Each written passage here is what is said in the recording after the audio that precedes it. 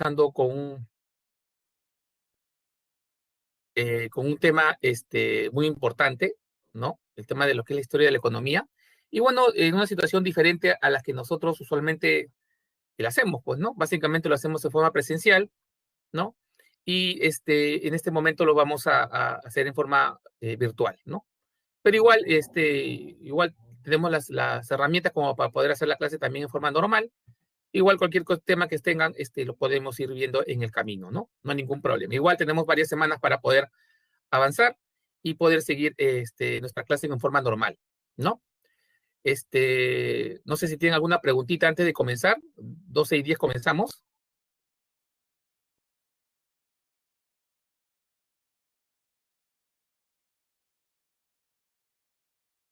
¿Ninguna pregunta? Perfecto, entonces no hay ningún problema.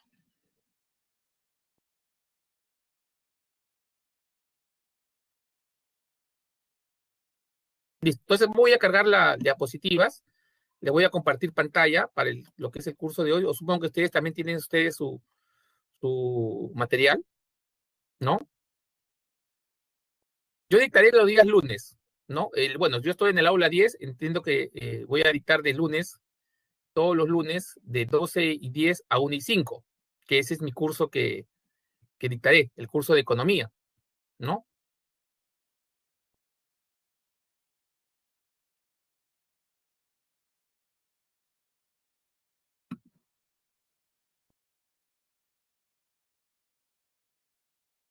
A ver, un momentito, por favor, para ver la clase, a ver, poder compartir esto.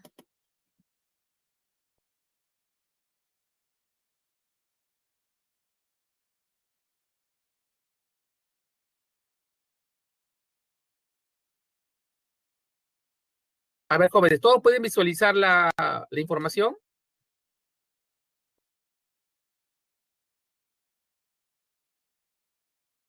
¿Pueden visualizarla? Muy bien. Entonces, vamos a comenzar con el tema de lo que es la historia lo que es la economía, ¿no? ¿Ok?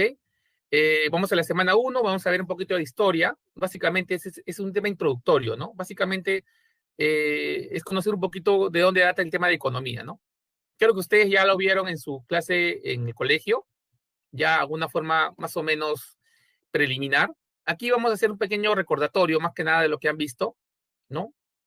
¿No? Por ejemplo, aquí vemos los principios básicos de la economía, ¿no? Todos sabemos que la economía es una ciencia social, definitivamente, ¿no?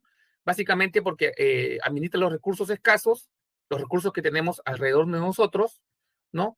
Obviamente, ¿para qué? Para satisfacer nuestras necesidades, ¿no? Las necesidades del ser humano, ¿no? El ser humano tiene infinidad de necesidades, ¿no? Y obviamente necesidades ilimitadas, ¿no? Y tiene que satisfacerla con los recursos limitados que tenemos, ¿no? Entonces, esos son los principios básicos de la economía, ¿no? Recursos limitados para satisfacer necesidades ilimitadas, ¿no? Bueno, la palabra economía viene de la palabra oikos, caso hacienda, creo que eso ya lo vieron en el colegio, nomos administración. Entonces, ¿qué vendría a ser la economía? Administración de la casa o de la hacienda, ¿no? Básicamente la economía, cuando nosotros escuchamos la palabra economía, nosotros ya implícitamente sabemos a qué nos referimos, ¿no? A dinero, pues, ¿no? Básicamente eso lo sabemos, ¿no? ¿No? Y acá viene el tema de otro de los principios básicos, ¿no? El tema del conflicto, ¿no? Necesidades ilimitadas con recursos limitados, ¿no? ¿Y cuáles son las necesidades ilimitadas? Las necesidades ilimitadas básicamente son todas las necesidades que tiene el ser humano. Por ejemplo, yo en este momento yo quiero quizás comer, quiero almorzar, quiero salir a la calle, quiero ir al cine, quiero manejar mi carro, etcétera. Tengo infinidad de necesidades ilimitadas, pero todas no las puedo satisfacer, ¿no? ¿Por qué? Porque tengo recursos limitados, ¿no? Quizás para usar mi carro necesito cargar combustible y obviamente pagar la gasolina. Para almorzar en la calle, tengo que salir a la calle y obviamente pagar, ¿no? Por ese alimento que voy a comprar, por ejemplo, en Kentucky, ¿no? Entonces, son varias necesidades ilimitadas que tiene el ser humano, pero los recursos que tenemos son limitados. Y usualmente cuando hablamos de recursos, sobre todo ahora, hablamos básicamente de dinero, que no es lo único, ¿ah? No es lo único el dinero, ¿no? Pero sí sería el mejor ejemplo para ver el tema de los recursos, ¿no? Entonces ahí podemos ver en la diapositiva, no sé si están viendo todo la diapositiva, ¿no? Estamos hablando entonces aquí los temas de lo que es las necesidades ilimitadas versus los recursos ilimitados, ¿no? Entonces aquí se genera un tema de escasez, ¿no? Hay un conflicto entre estos dos puntos, ¿no? Entre las necesidades ilimitadas y los recursos limitados, ¿no? Entonces aquí tenemos un tema de escasez, ¿no? Este tema de escasez obviamente se genera, ¿por qué? Porque hay pocos recursos, ¿no? Hay pocos recursos y al tener pocos recursos, obviamente nos va a generar un tema de escasez, ¿no? Entonces, no, tenemos la necesidad de elegir. ¿Y qué elegimos? ¿No? Hay que elegir, ¿no? Porque tenemos varias formas de poder nosotros satisfacer esa necesidad. Imagínate que en este momento tengo hambre y tengo sed, ¿no? Pero tengo que elegir una de ellas. Entonces voy a tener que elegir ahí, ¿no? O elijo comer o elijo tomar bebida, tomar algo, ¿no? Una de las dos. No puedo elegir las dos. Tengo que elegir una de ellas. Entonces ahí vamos a hablar del costo de oportunidad, ¿no? El famoso costo de oportunidad que seguramente algunos ya lo habrán visto, ¿no? El costo de oportunidad, bueno, en este caso no está el costo de oportunidad, es el costo de elegir, ¿no? El costo de oportunidad es el costo de elegir una alternativa y eliminar la otra, ¿no? Obviamente las dos son importantes, pero tengo que elegir una de ellas, ¿no? Y eso ve el tema de la economía, ¿no? El costo de elegir, ¿ok? Hasta aquí, ¿tienen alguna pregunta? En realidad son temas básicos, pero es importante poder tocarlos para que no haya ningún problema, ¿no? ¿Preguntas jóvenes aquí? ¿Ninguna? ¿Está claro?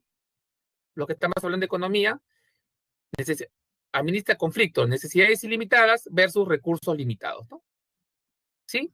Básicamente, y eso va a generar una escasez porque hay pocos recursos y obviamente al haber pocos recursos tenemos que elegir entre lo poco que queda, ¿no? Y obviamente algunas podrán ser satisfechas y otras no. Entonces ahí tenemos el costo de oportunidad, el costo de elegir, ¿no? ¿Ok?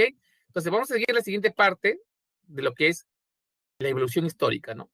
Entonces aquí en la evolución histórica básicamente todo está en las separatas, ¿no? Pero sí lo quisiera yo pasarles un videito para que ustedes puedan ver en forma muy resumida, igual lo vamos a tocar solamente partes importantes de cada punto de la evolución histórica, pero creo que el video le va a ayudar un poquito a entender un poquito por dónde pasa el tema de la economía, ¿no? Desde la edad antigua, desde Platón, hasta lo que es las tecnologías o las ideologías mucho más modernas, como es el tema de la escuela monetarista, ¿no?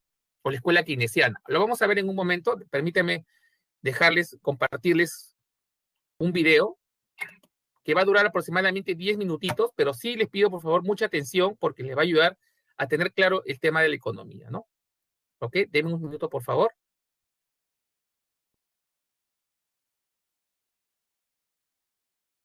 Denme un segundito, por favor.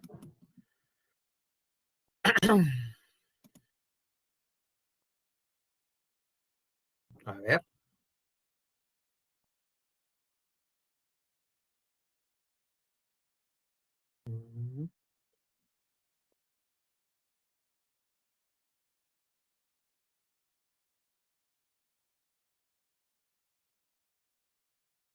A ver, por favor, me dicen que si está todo bien, ¿lo ven? ¿Lo escuchan?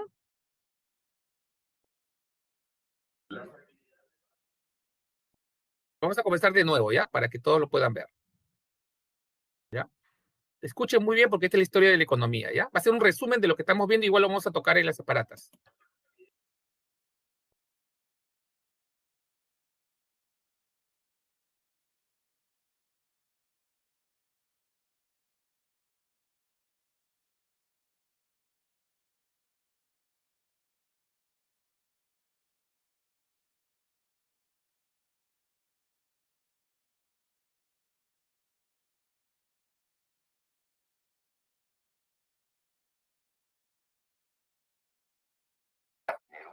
¿Es correcto tener esclavos?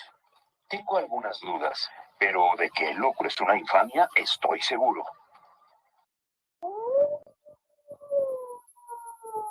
Oye, ¿los romanos se ocuparon de los asuntos económicos? La gran aportación fue el derecho romano, que, entre otras cuestiones, dio identidad formal a la propiedad privada. La propiedad privada es el poder jurídico que tiene un individuo sobre una cosa. Exacto, poder jurídico que más tarde fue base para desarrollar el capitalismo. Pero calma, estamos en Roma. Aquí también se originó la cristiandad. Y una visión moralista de la economía. Durante la Edad Media, los campesinos comían de sus cultivos y daban sus ropas y daban a los señores feudales parte de su producción. El mercado era débil. Sin embargo, el filósofo Tomás de Aquino, retomando las inquietudes de Aristóteles, analizó la equidad en el precio de los bienes. El precio justo es una obligación religiosa. Quien lo quebrante será condenado a quemarse en el infierno. Como en Grecia y Roma antiguas, en la Edad Media la economía se mezcló con la ética. Apaga ese infierno y prosigamos nuestro viaje. El descubrimiento de América y la exploración del Lejano Oriente fortalecieron el mercado. Entonces es que aparece el mercantilismo. Entre el siglo XV y mediados del XVIII. Exacto. Los mercantilistas conquistaban nuevos territorios y obtenían materias primas. Decían que para tener una economía fuerte, un país debía vender mucho y comprar poco, así como acumular metales preciosos. Pero, ¿influyeron el oro y la plata extraídos de las minas del Nuevo Mundo? Muchísimo. Representaban poder y seguridad para los países e influyeron en la llamada revolución de los precios. ¿Revolución de los precios? Sí. Ante la gran cantidad de oro y plata que había, los precios de los bienes se elevaron. Pero, ¿y la producción? La producción estaba destinada a la exportación, por lo tanto los salarios eran muy bajos. Los trabajadores deben ganar lo necesario para subsistir, ser menos ociosos y más productivos.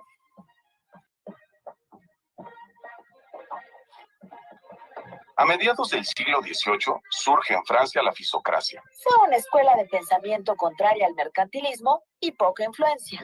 Pero importante, pues los fisiócratas dieron a la economía un enfoque político y plantearon el liberalismo económico contra la regulación del Estado. Ellos creían que la agricultura era la única fuente productiva de la economía por su capacidad natural de generar excedentes.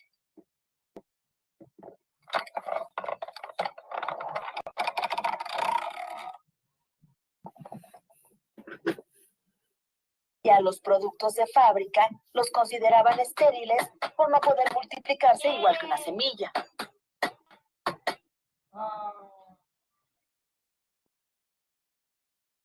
Ahora bien, en el llamado siglo de las luces, ocurrieron importantes acontecimientos que dan un nuevo enfoque a la discusión económica.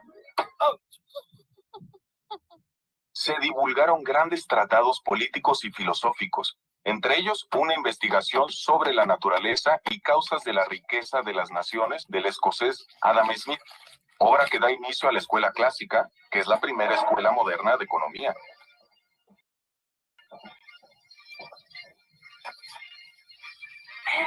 Ahí se habla de la mano invisible. Sí, pensaban que el mercado se regulaba bajo la guía de una mano invisible. Cada persona, al perseguir su beneficio, favorecía el de toda la comunidad. Podemos pensar que el carnicero, el panadero o el que hace cerveza entregan sus valiosos productos con el único interés de ganar dinero. Pero al hacerlo también atienden los intereses de todos los demás. Claro, las cosas llegan al consumidor porque alguien espera ganar dinero con ello, pero finalmente todos obtienen un beneficio. La escuela clásica consideraba a la división del trabajo como una forma eficaz de aumentar la producción. ¿Cuánto tiempo dominó el pensamiento de la escuela clásica? Algunas ideas de la escuela clásica se estancaron al finalizar el siglo XIX y desaparecieron, y otras continúan vigentes. ¿El marxismo fue una respuesta a la escuela clásica? Mira, Marx vivió los efectos de la revolución industrial para constatar que la clase trabajadora recibía escasos beneficios. Marx aseguraba que la escuela clásica no tenía sustento histórico al afirmar que las mercancías, el dinero y el comercio eran cuestiones naturales y no consecuencias de la historia.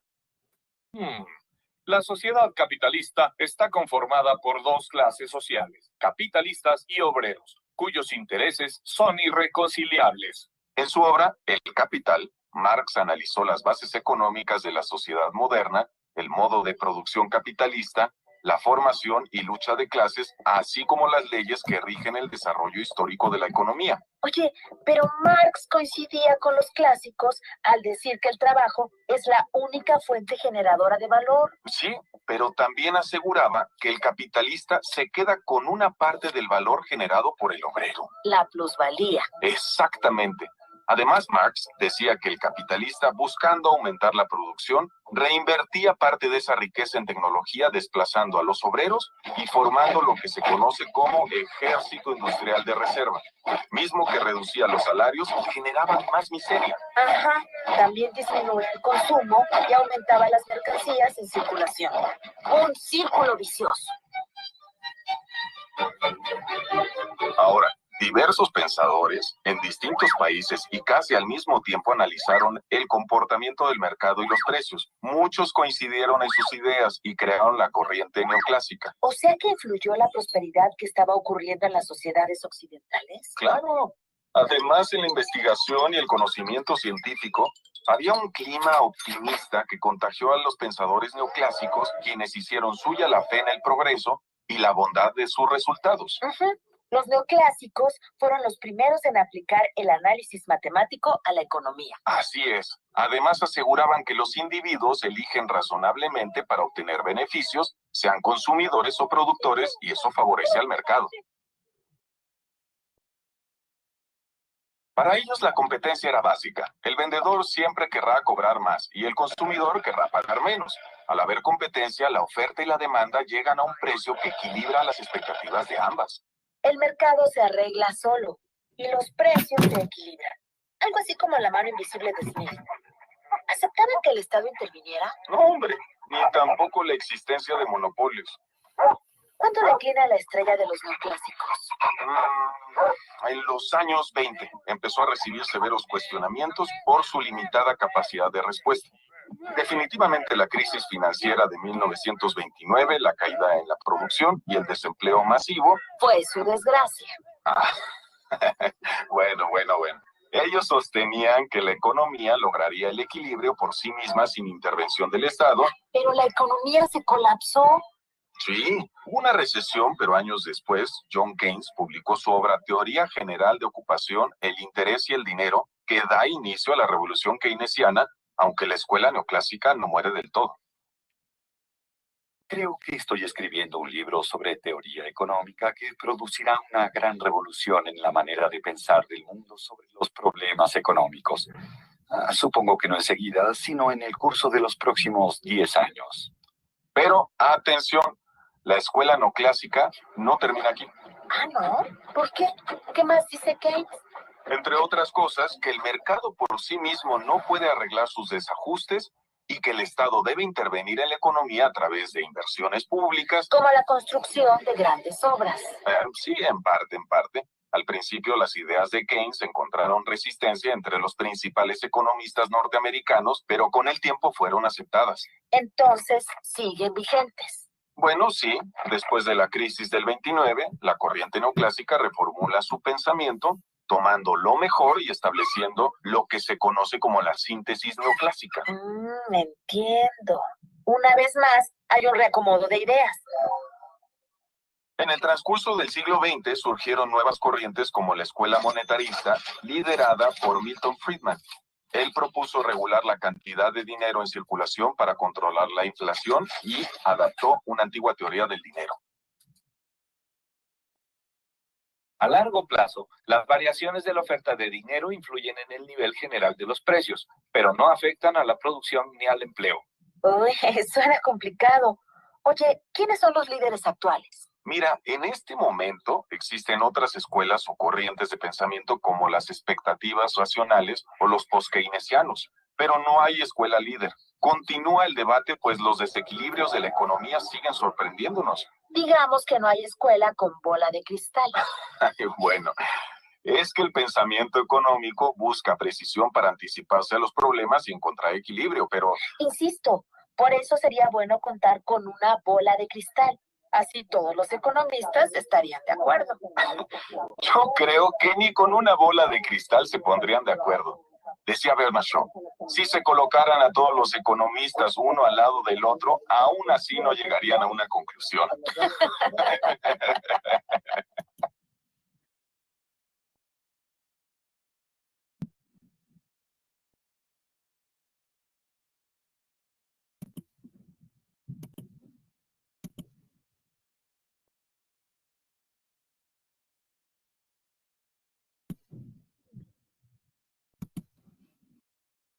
A ver, bueno, ha sido bastante interesante el video. Vamos a seguir con la clase. Ya vamos a compartir igual subir la presentación. A ver, un momentito, por favor.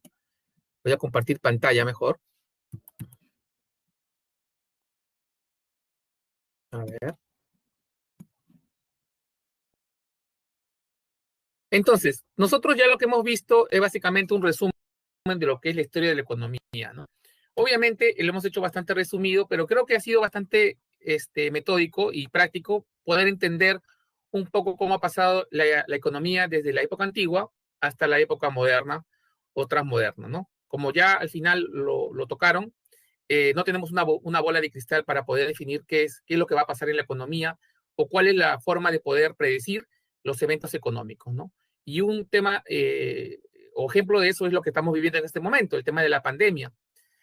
Si bien los gobiernos están utilizando todas las herramientas de economía, todas las acciones que puedan tener como gobierno, obviamente nadie tiene una bola de cristal para poder definir qué es lo que puede pasar en el futuro, ¿no?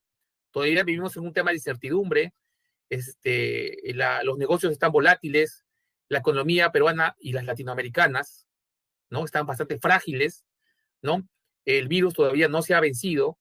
Entonces, estamos en una situación de bastante inestabilidad y no tenemos una bolita de cristal para poder definir qué es lo que va a pasar, ¿no? Entonces, la economía ahí está en un duro reto para ver qué es lo que puede pasar en el futuro, ¿no?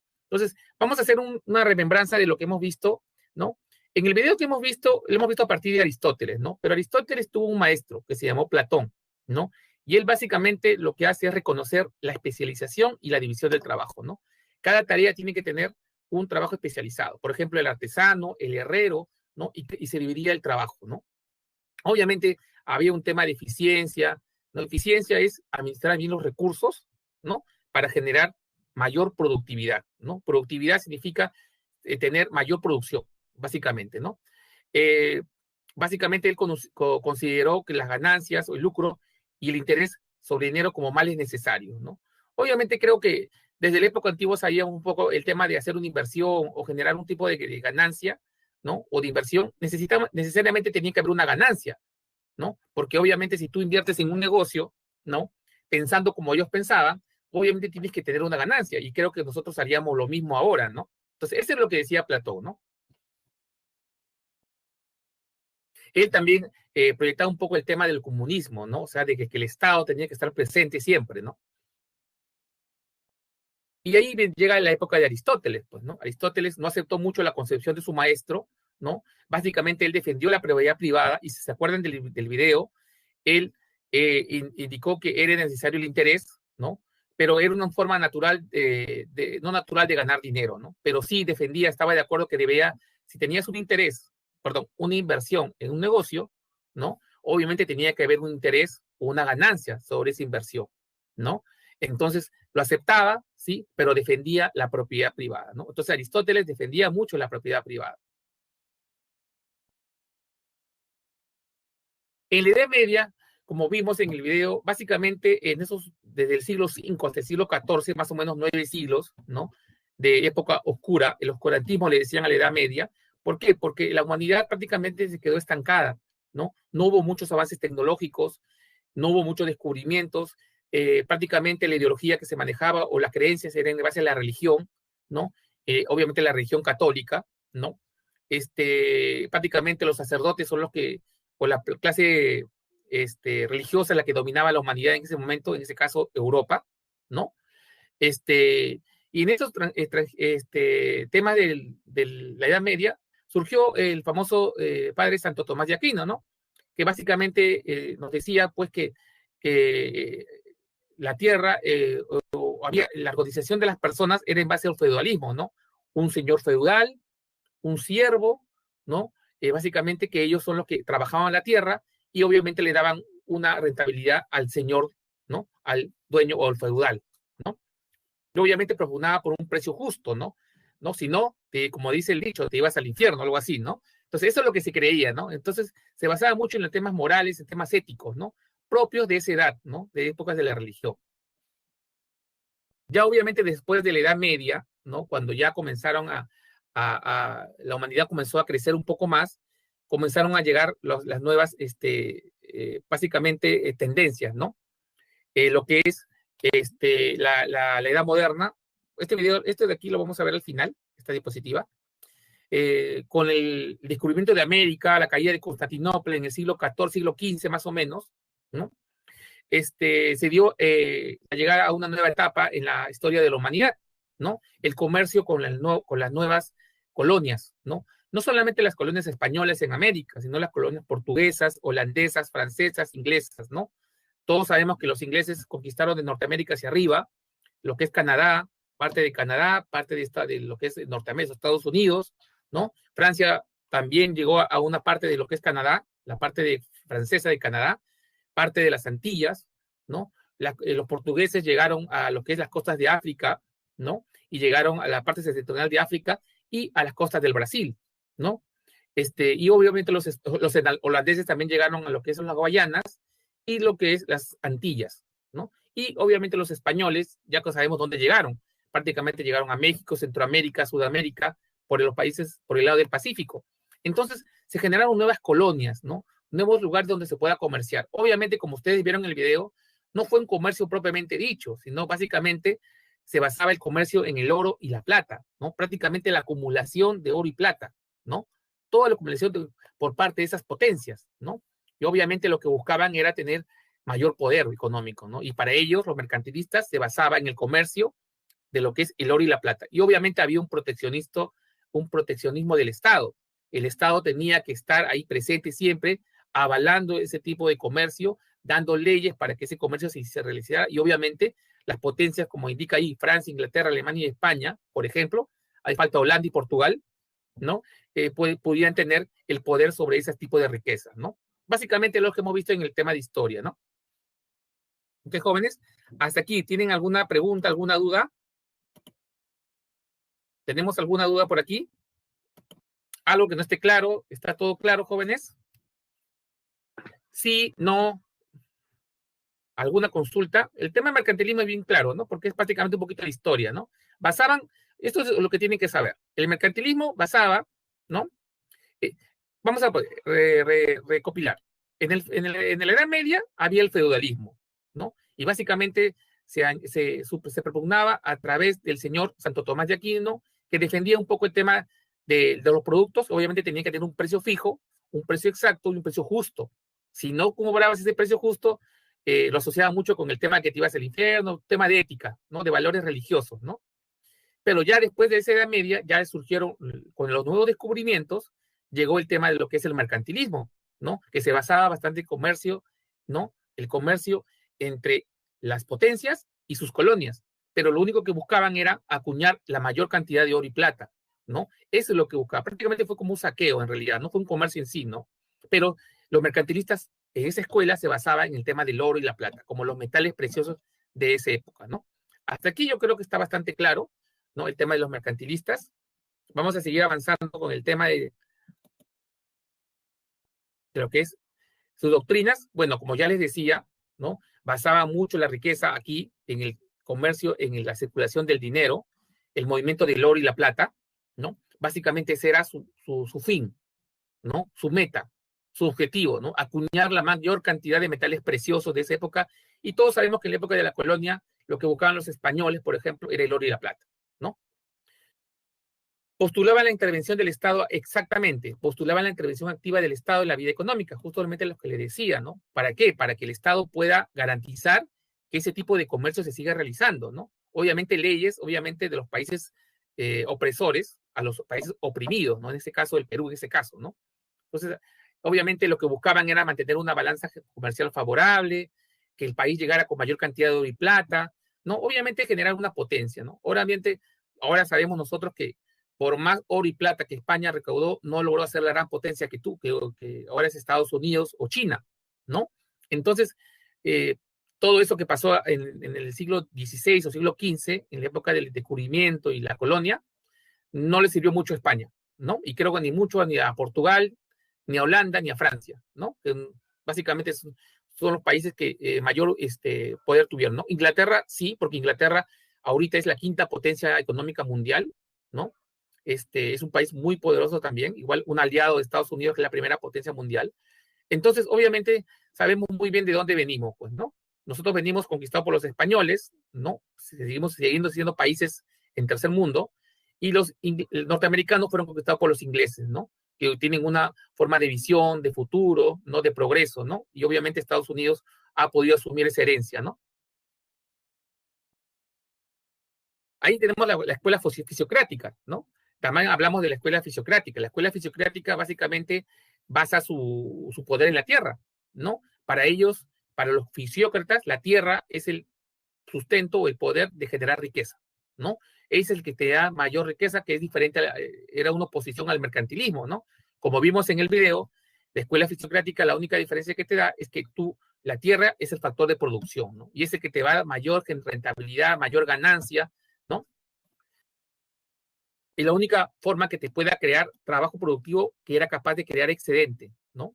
Te creaba un excedente, ¿no? Obviamente, cuando tú plantabas, generabas la agricultura, todo eso, obviamente podías tener todo tipo de productos, ¿no? Y te creaba excedentes, ¿no? Porque la tierra te puede generar muchos tipos de productos, ¿no? Que es muy diferente al de la escuela mercantilista, ¿no? Todo lo contrario con el oro y la plata, ¿no?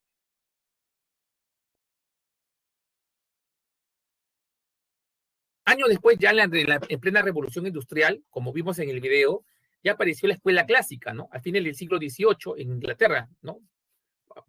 Más o menos 1700 y algo, ¿no? 1780, 1790, ¿no? Obviamente Adam Smith es muy conocido por la obra que hizo, ¿no? Es un estudio que hizo sobre la riqueza de los países, ¿no? Y su libro se llama, en realidad lo conocemos nosotros como La riqueza de las naciones, ¿no?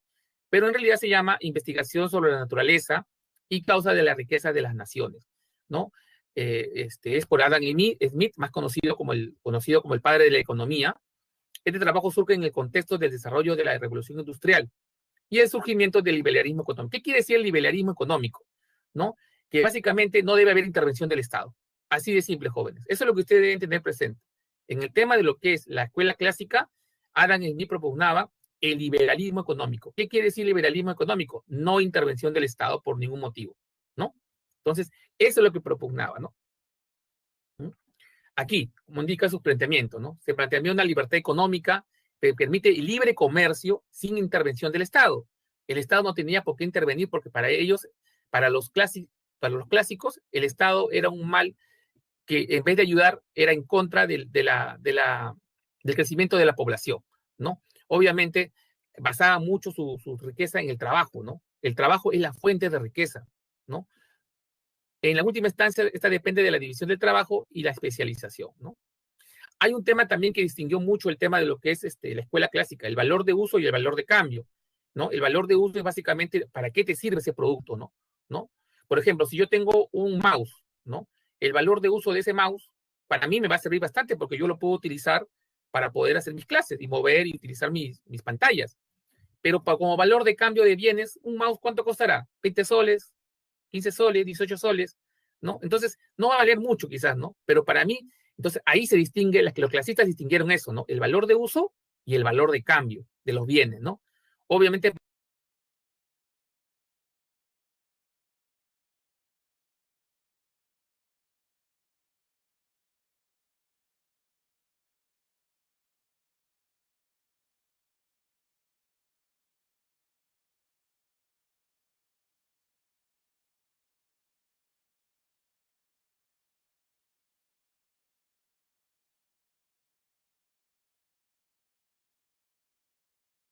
para aumentar la riqueza de una nación, ¿no? Se tenía que aumentar el trabajo y el grado de productividad. Obviamente aquí el tema de productividad siempre tiene que estar presente, ¿no? Porque es la forma de que tú como persona, como recurso, como trabajador, generes un adicional, una ganancia, una rentabilidad al inversionista, ¿no? Y eso también estaba de acuerdo mucho este señor Adam Smith, ¿no?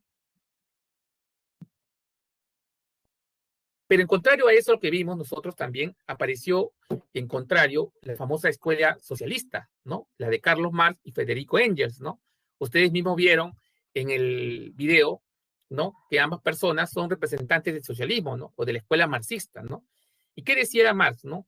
Básicamente veía él que toda esa revolución industrial generaba un tema de opresión hacia el trabajador, ¿no? Que el liberalismo económico generaba pues riqueza para los dueños, pero generaba poca riqueza para los pobres, ¿no? Prácticamente su fuerza de trabajo no era bien remunerada, ¿no? Entonces ahí tenemos que nosotros atacar, ¿no? Entonces Marx se dio cuenta de esto y lo hizo explícito en su famoso libro El Capital, de Carlos Marx, ¿no?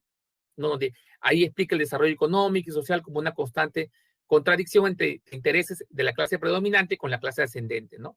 La clase predominante es básicamente los ricos, ¿no? Con la clase ascendente, que son básicamente los pobres, pues, ¿no? Entonces, ahí tenemos que ver esa gran diferencia, ¿no? Entre el rico y el pobre, ¿no? El que tiene el poder y el que no lo tiene. El que invierte en un negocio y el que trabaja para ese negocio, ¿no? Obviamente, la idea es que el trabajo sea muy bien remunerado, o por lo menos sea remunerado para que pueda subsistir, ¿no? Y eso se dio cuenta Marx, ¿no? Y eso es lo que propugnaban mucho los socialistas, ¿no? Ejemplos de socialismo ahora. ¿Qué podemos decir? Por ejemplo, China, por ejemplo, ¿no? China es una gran nación, es la segunda potencia mundial, ¿no? Tiene un régimen. China es una gran nación, es la segunda potencia mundial, ¿no? Tiene un régimen socialista, ¿no? Hay bastante intervención del Estado, hay control pero no quiere decir que ella se haya dejado atrás. Al contrario, China ha desarrollado muchos temas de tecnología, ha trabajado mucho en el tema de lo que es el tema de educación, infraestructura, servicio de salud, servicio de educación, etcétera, etcétera, ¿no?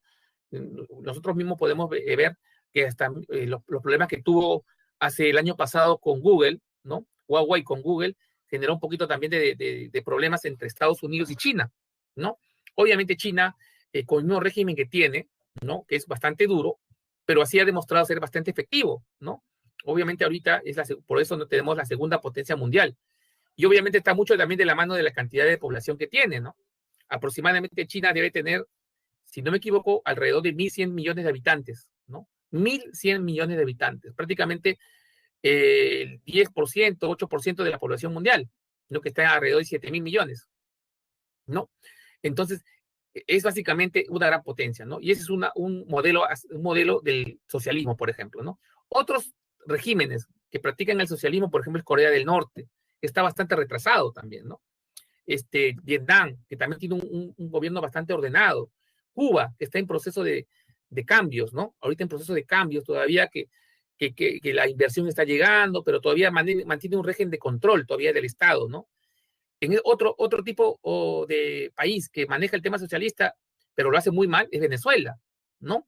El control que ejerce Maduro sobre su país, ¿no? Sobre los sectores económicos ha impactado bastante en lo que es el desarrollo de su país. Es por eso que tenemos tantas personas o hermanos venezolanos dentro de nuestro país, ¿no? Buscando un mejor nivel de vida. ¿Por qué? Porque no lo pueden encontrar en su país. Entonces, son prácticas del socialismo que obviamente cada uno lo hace de forma diferente, ¿no? Cada gobernante, cada líder lo hace de forma diferente, ¿no? Obviamente lo peor que pudo haber sido cómo Maduro maneja su país, ¿no? Pero en el caso de China, vemos otra visión, o algo diferente, ¿no? De cómo maneja el país China, ¿no? Y ambos tienen regímenes similares o prácticas similares, ¿no? ¿Ok? Entonces, en resumen, ¿no? El socialismo lo que te busca aquí es básicamente que el trabajador se le pague justo por su trabajo, ¿no? Básicamente que lo que trabaje sea un pago justo por esa fuerza laboral, ¿no? Habla mucho de la plusvalía también, ¿no? Esa parte que el empresario o el inversionista se queda con el trabajo que genera el operario, el trabajador, como vimos en el video, ¿no? Entonces, obviamente aquí el socialismo también propugna una intervención del Estado. No está aquí, pero obviamente el socialismo propugna una intervención del Estado, ¿no? Y obviamente también me olvidé de comentarle que otro país o otro grupo de países que tenía ese poder socialista era la Unión Soviética, ¿no? La antigua Unión de Repúblicas Socialistas Soviéticas, ¿no? Que básicamente propugnaba el tema del socialismo, ¿no? El control del Estado, el control de los medios de comunicación, el control de los sectores productivos, en control de la parte del salario del trabajador, ¿no? Etcétera, etcétera, ¿no? Entonces, ese también podría ser otro ejemplo, ¿no? Hasta aquí, jovencitos, ¿tendríamos una consulta adicional? ¿Se entiende lo que hemos visto, lo que es el marxismo y la escuela clásica? Son prácticamente contrarias, ¿no? La escuela clásica lo que te busca es el liberalismo económico sin intervención del Estado. La doctrina marxista es lo que busca es el control del Estado y un pago justo al trabajo del operario, ¿no? Del obrero, ¿no? A eso significa, ¿no? Entonces simplemente hagan resúmenes, ¿no? Capten las ideas necesarias de cada doctrina para que ustedes los tengan siempre en el top of mind, ¿no? O en el cerebro, y ustedes cada vez que les digan puntualmente ya saben a qué significa cada escuela, ¿no? Eso yo les recomendaría, ¿no? Que tengan las ideas más que nada principales, porque eso es lo que les van a preguntar en algún momento, ¿no? ¿No? Básicamente, ¿de qué propugna cada escuela, ¿no? ¿Ok?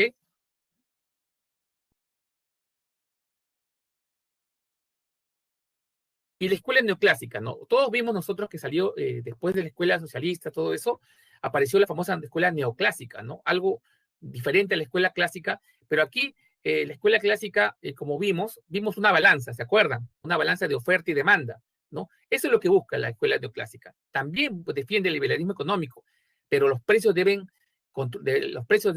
no deben ser impuestos, sino se deben jugar mediante la oferta y la demanda. Los precios se van a controlar solos, ¿no? Es, por ejemplo, si yo como vendedor voy a buscar vender mi producto al precio más alto. Obviamente que sí, ¿no? Porque yo soy vendedor. Voy a buscar ganar lo máximo. Por lo tanto, busco vender mi producto al mayor precio. Pero si yo soy consumidor, ¿qué hago? Voy a buscar, obviamente, pagar el menor precio. Es como hacen sus mamás cuando van al mercado, ¿no? Sus mamás van al mercado todos los fines de semana, por decir, antes de la pandemia, por decir, si van a comprar 1 kilo de carne, ¿dónde iban? ¿Qué hacen las mamás? Las mamás van a un solo lugar a comprar, no. Las mamás van a preguntar puesto por puesto, de tal forma de buscar pagar el mínimo precio. Y obviamente, ¿qué hace el lado del vendedor? El vendedor, obviamente, lo que va a hacer es ofrecerle el producto al mayor precio, para ellos ganar más. Entonces, obviamente, va a llegar un momento en equilibrio, ¿no? Va a llegar un momento que tu mamá va a encontrar a una persona que justamente pueda pagar ese producto, y justamente la otra persona pueda vender ese producto que tu mamá lo va a querer pagar. Entonces se van a poner de acuerdo en un precio, ¿no? Se van a poner de acuerdo, ¿no? Ama de casa y casero se ponen de acuerdo en un precio, y ahí donde ganamos el precio de equilibrio, ¿no? El punto de equilibrio. Ambos se ponen, oferta y demanda, productor y consumidor, se ponen de acuerdo. Entonces, eso es lo que propugnaba la escuela neoclásica, ¿no? ¿No? Básicamente, es un tema que se regula dentro de los mercados, ¿no? La oferta y la demanda se regula dentro de los mercados. Eso lo vamos a ver más adelante, ¿no? Cuando lleguemos al tema de oferta y demanda, ¿no? Y aquí básicamente también incorporan el tema de la teoría de la utilidad marginal, ¿no? Para explicar cómo optimizan los agentes económicos, la utilidad y la ganancia que van a tener, ¿no? Nuevamente, por el lado del comprador, la ganancia va a ser pagar menos, ¿no? Porque yo voy a pagar por un producto que para mí, como percepción, me va a satisfacer mis necesidades, ¿no? Y por el lado del vendedor, obviamente yo voy a vender ese producto, pero voy a tener una ganancia por eso. Entonces voy a ganar de ambos lados, ¿no? Eso es lo que ve la escuela neoclásica. Bueno, obviamente también cuando ven en el video también, después de muchos años, ¿no? Ya en el siglo XX, iniciando el siglo XX, ¿no? La escuela neoclásica fue la que más predominaba en el mundo, ¿no? Básicamente los precios se ordenaban solos, ¿no? Se orientaban solos de acuerdo a la oferta y la demanda. Pero ¿cuándo terminó esto? Cuando comenzó la gran crisis del 29, ¿no? En 1929 se generó la gran crisis mundial, donde muchas empresas quebraron. Estados Unidos fue el más impactado por eso. Miles de personas se quedaron sin trabajo. Fue la mayor crisis mundial en la historia, ¿no? Y obviamente la escuela neoclásica no pudo dar una solución a esos temas económicos que habían pasado en ese momento, ¿no? Entonces ahí surgió la famosa figura del señor, ¿no? John Maynard Keynes, ¿no? Que básicamente en su libro de la teoría general de la ocupación, el interés y el dinero, ¿no? Hablaba mucho del tema de lo que es la inflación, como el concepto de inflación, como es el nivel de aumento general de precios, influye en una economía de un país, ¿no? Aquí son los planteamientos. Básicamente, lo que postulaba era que debe haber una participación más activa del Estado, ¿no? El Estado debe intervenir en la economía cuando hay desequilibrios, ¿no? Entonces, aquí sí hay intervención del Estado, ¿no? ¿Pero para qué? No para controlar precios, no para controlar empresas, no para controlar o congelar precios o subsidiarlos, no, sino para poder invertir dentro del país, ¿no? Para poder intervenir y generar ingresos, generar desarrollo dentro del país. Por ejemplo, en el video vieron invertir en obras públicas, en educación, en salud, ¿no? Sí, una intervención del Estado, pero como un tema de impulsor de la economía. Ojo, como impulsor de la economía, ¿ok? Entonces la idea era que, obviamente, por sí solo, cuando un país cae en una depresión, solo no se va a poder regular, ¿no? La escuela neoclásica no entra ahí, ¿no? Entonces, Keynes decía, no, el Estado debe intervenir, pero para ayudar a que la economía nuevamente reflote, ¿no? Y obviamente, nuevamente sigan con los temas de la oferta y demanda, ¿no? Eso es lo que decía Keynes, ¿no? Y obviamente se basaba mucho en el tema de la producción y el empleo, ¿no? Y eso es lo que nos estaba indicando ese momento, ¿no? Después de eso ya salió un poquito el tema de la escuela monetarista, ¿no? El tema de la escuela monetarista que sí ve más que nada el tema de la inflación, ¿no? ¿Por qué? Porque nos dice que la inflación se genera por la excesiva cantidad de dinero en el mercado, ¿no? Creo que nosotros hemos tenido esa historia en nuestro país.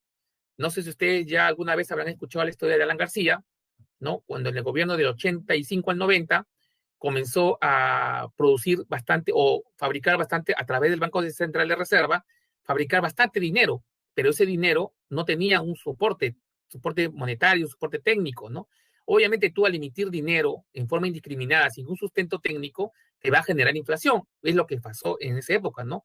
Que llegamos a una hiperinflación de 7.000% aproximadamente, y eso es lo que te dice la doctrina económica. Debe haber un balance, ¿no? Entre la oferta de dinero y la demanda de dinero en un mercado, ¿no? Con el fin de poder nosotros, ¿no? Evitar un desequilibrio o un incremento en la inflación, que sabemos que nosotros la inflación es el índice general de los precios, ¿no? Cuando vemos que vamos al mercado y vemos que cada momento suben los precios, estamos en un problema de inflación, ¿no? Obviamente ahorita no diría que es una inflación, sino que estamos en un problema de coyuntura por el tema de la pandemia, ¿no? Pero obviamente también percibimos un cierto momento de aumento del valor de los precios, ¿no? Pero no podemos asociarlo a un tema netamente de inflación, ¿no? Más que nada es por la coyuntura que tenemos, ¿no? Y bueno, ahí nos dice también el señor Friedman, ¿no? Básicamente la inflación es un fenómeno monetario causado por exceso de la cantidad de dinero, ¿no? Básicamente lo que les estaba diciendo, la cantidad de dinero que está en un mercado, ¿no? Para eso debe haber una política monetaria específica, una política monetaria en la cual el Estado pueda regular ese tipo de balance, ¿no? Ni mucho dinero en el mercado, ni poco dinero, ¿no? Porque ambos generan un desequilibrio en la economía. Y bueno, aquí también podemos ver los temas que con respecto a la división de la economía, no sé si ustedes lo tienen ahí en sus separatas, ¿no? Hay un tema de la división de la economía, ¿no? Que tenemos lo que es la economía positiva, la economía descriptiva, la teoría económica, ¿no? Antes de comenzar en esos puntos, para hacer un pequeño resumen nada más, hasta aquí, ¿tienen alguna pregunta? Porque estos puntos, como les decía, son, a ver, me estaban haciendo unas preguntas, a ver, el señor Alejandro Villanueva me decía, profe, el marxismo no apoya la propiedad privada, ¿verdad? Claro, no apoya, el marxismo solamente apoya el tema estatal, ¿no? El apoyo del Estado, la intervención del Estado, ¿no? Los clasistas sí apoyan la parte privada, ¿no? A ver, vamos a ver los demás comentarios. A ver, muy bien. A ver, ¿qué más preguntas?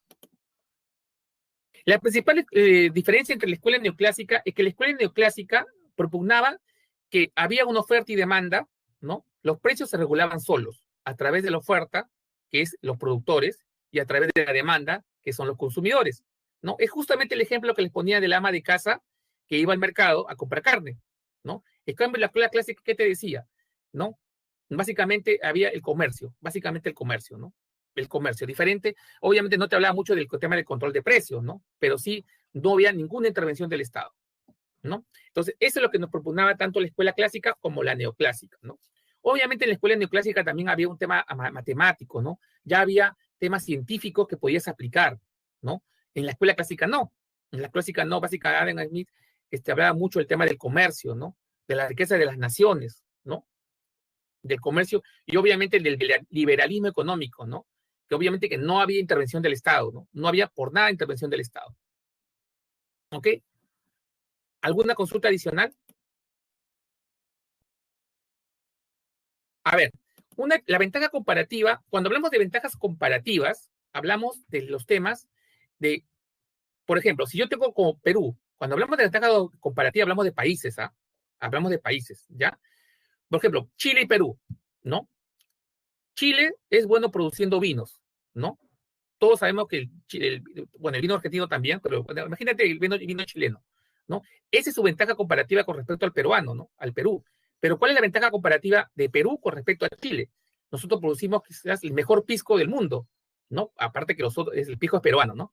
Entonces, esa es la ventaja comparativa, ¿no? Ser qué tal característica tienes tú sobre los demás, pero entre países, ¿ah? Entre países. Cuando hablamos de ventajas comparativas, hablamos de países, ¿no? ¿Qué país es bueno en lo que hace? Perú es bueno en pisco, Chile es bueno en vinos, ¿no? Esa es la ventaja comparativa, ¿ok? A eso nos referimos, ¿ya? Nicolás Altamirano Ruiz nos dice, profe, ¿en qué momento toma valor de ciencia la economía? Yo creo que el tema, como todos hablamos de ciencia social, ¿no? La economía, yo creo, toma ciencia social cuando nosotros los humanos nos organizamos como personas, ¿no? En base a un tema de interacciones, ¿no? En cambiar productos, ¿no? Yo creo que ahí nace la economía, se convierte en ciencia, ¿no? Porque al momento de intercambiar productos o servicios, ¿no? Comenzamos primero con los cambios, los trueques, pero después esos productos o servicios se convirtieron en valor, ¿no? Y yo creo que ahí nace la economía, ¿no? Ahí nace como ciencia, ¿no? Como ciencia, y obviamente nacieron todos los pensadores que hemos visto, porque esto data desde la época antigua, ¿no? Si se dan cuenta, desde Platón, ¿no? Años atrás, antes de Cristo, ¿no? A ver, señorita, la escuela monetaria también menciona la teoría de la oferta y la demanda.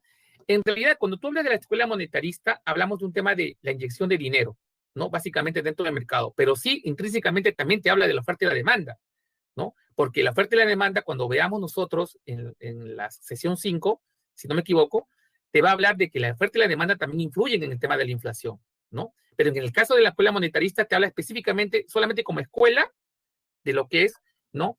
La cantidad de dinero que ingresa al mercado, ¿no? Excesivamente, y eso te genera inflación, el aumento del nivel de los precios, ¿no? Obviamente hay un desequilibrio ahí, obviamente, ¿no? Entre la oferta y la demanda. Pero sí, intrínsecamente también te habla de la demanda, de la teoría de la oferta y la demanda. Señor Daniel Villanueva me dice, profe, en el boletín se menciona que Engels contribuyó a consolidar la propiedad privada. ¿Es correcto aunque pertenezca a la escuela? Sí, porque si bien Engels era básicamente era un compañero de Carlos Marx, no necesariamente concluía con las mismas características. Por eso que Carlos Marx, su obra El Capital, ¿no? Es solamente específicamente de Carlos Marx. Engels sí lo ayudó, propugnaba algunas ideas de él, pero no necesariamente todas. Por eso que Engels también se ha considerado parte del tema de la propiedad privada, defendía ciertas partes de la propiedad privada, ¿no? En cambio, Marx no, Marx era el tema todo social, ¿no? Todo el poder defender al trabajador, la intervención del Estado, regular el mercado, etcétera, ¿no? Entonces, todas esas ideas, jovencitos, tenlas bien marcaditas para que ustedes puedan subrayarlas y tenerlas presentes, ¿ok? Ok, listo. Entonces, ahí, ¿tienen alguna pregunta adicional? Los temas que quedan pendientes, lo vamos a ver porque estamos 5 minutitos. Más bien les voy a dar las respuestas. Igual, terminen de ver la división de la economía, que son pasos sencillos. Dudas, lo vemos en la siguiente clase. Y les voy a dar la respuesta a las preguntas. A ver si toman nota, por favor. A ver, la número 1 es la A. ¿Ok? Número 1 es la A. Número 2 es la D. Número 2 la D. Número 3 es la B. Número 4 es la C. Número 5 es la D. Número 5 la D. Número 6 es la C. 6C. Número 7 es la B. Número 7 la B. Número 8 la D. Número 8 la D. Número 9 la C. Y nada más. ¿no? Es básicamente todo lo que hemos visto el día de hoy, ¿no? Entonces, para terminar un poquito la clase, jóvenes, vamos a hacer una pequeña encuestita. Ahí les voy a mandar, a ver, te voy a repetir rapidito, ¿ya? Lo que falta, a ver, lo voy a volver a repetir. A ver, rapidito nada más. La 1 es la A. 1A. 2, D. D de dado. 3, B de bebé. 4, C de casa. 5, D de dado. 6, C de casa. 7, B de bravo. 8, D de dado. 9, C de casa. Y nada más, ¿no? Entonces vamos a hacer un pequeño encuestita aquí para poder cerrar el tema. A ver.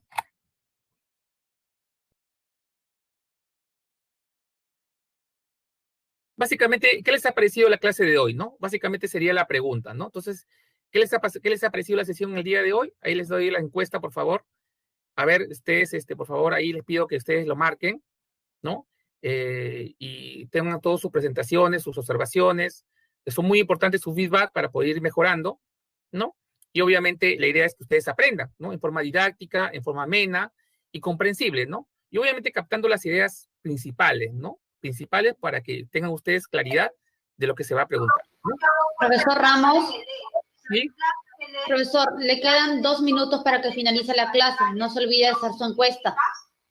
Sí, ya le estoy invitando ya. Listo. Ya, gracias. Sí, ya estoy terminando ya. 1 minuto más, ¿ya? Bueno, jóvenes, entonces esto será todo por el día de hoy. Más bien, muchas gracias y entonces nos vemos en la siguiente sesión. Que tengan muy buenas tardes.